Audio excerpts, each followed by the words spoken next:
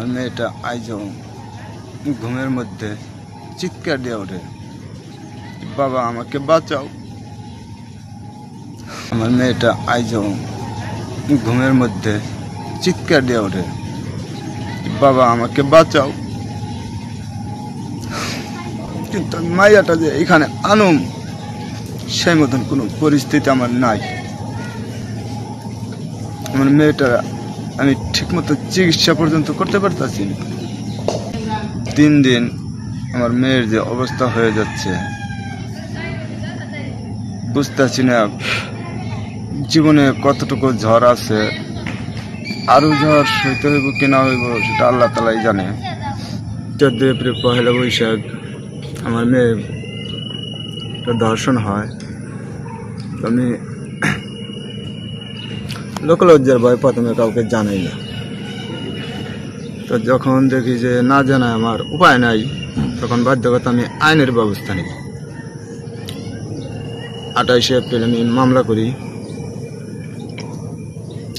মামলা করছি আজ 14 তারিখ মার্চ মাসে 16 দিন।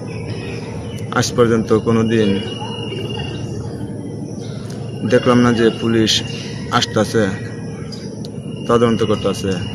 হ্যাঁ, মাঝখানে 2 দিন আসছিল, শুনছি, আমি দেখিনি। আমাদের গরিব মানুষের কোনো বিচার পাওয়ার আশা মনে বাংলার মাটিতে করা যায় না।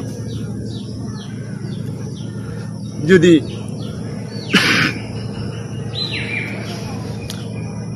বিচারই পাইতাম তা না হলে আমাকে আজকের দিনে সন্ধ্যার পরে আমি চলাফেরা পর্যন্ত করতে পারি না। এই হুমকির উপরে আসি। আমার এতটুকু আশা, আসামিকে যেন অতি তাড়াতাড়ি গ্রেপ্তার করা হয়। আমাকে দেশ ছেড়ে পলায় যাইতে বলছে, মানে আপনাকে শহর থেকে চলে যেতে বলে? জি। এটা কারা বলে আপনাকে? এটা আওয়ামী লীগের দোসর তারা। মানে এই লোকের কি হয়, যেই লোক এই যে মমতাজ নামে যে আসামি, তার কি হয়? তারা আসলে মূলত তার সম্পর্কে ভাই লাগে আর কি। তার নামটা আমি বলতে পারব না। বলতে চাচ্ছেন না? না, আমি নামটা বলতে চাচ্ছি। আপনাকে হুমকি দেওয়া হচ্ছে যাতে আপনি সাগর থেকে সরে যান। আসামি এখন কোথায় আছে জানেন?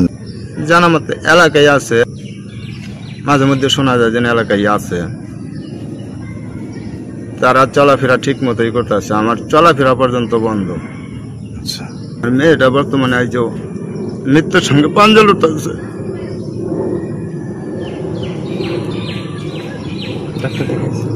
ডাক্তার ঢাকা মেডিকেল কলেজ নিয়েছিলাম, ওইখান থেকে 3 দিন ট্রিটমেন্ট দেওয়ার পরে আমাকে চিট কেটে দেয়। এখন বর্তমানে আমার মেয়েটা আছে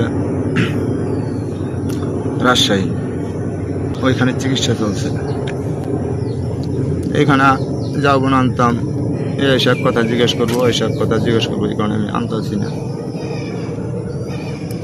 প্রশাসনের কাছে আমার এতটুকু দাবি, আসামি যেন অতি তাড়াতাড়ি গ্রেপ্তার হয় এবং কি ন্যায় বিচার যেটা ওইটা যেন আমি পাই।